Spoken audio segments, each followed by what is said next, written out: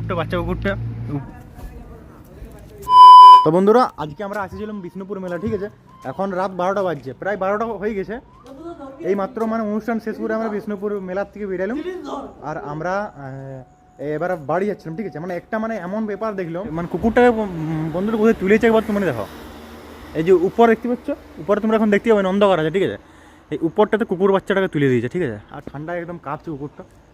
আমরা একটু চেষ্টা করবো নামানোর, ঠিক আছে। এই যে আক্তার আমাদের উঠেছে উপরে,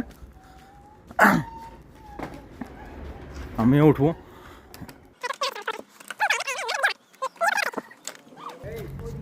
কই কই ধর ধর ধর, এই দেখো দেখতে পাচ্ছ উপরে উঠে একদম ঠান্ডা। কিছু আছে ভয় লাগে,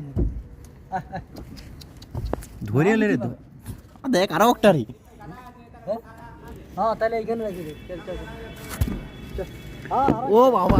তো বন্ধুরা, আমরা মানে ব্যাপারটা কি হয়েছিল, কুকুরটা তো অনেকক্ষণ ধরে চিতাচ্ছিল, আমরা ওখানে দাঁড়িয়ে ছিল।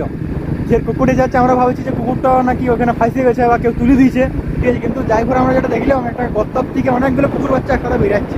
মানে বন্ধুরা, কুকুরগুলো ওইখানেই বাচ্চা দিয়েছে আর ওখানেই মানে হচ্ছে বড় হচ্ছে কুকুরগুলো। মানে ওইখানের একটা লোকাল লোক আসে পর আমাদের এই ব্যাপারটা বললো।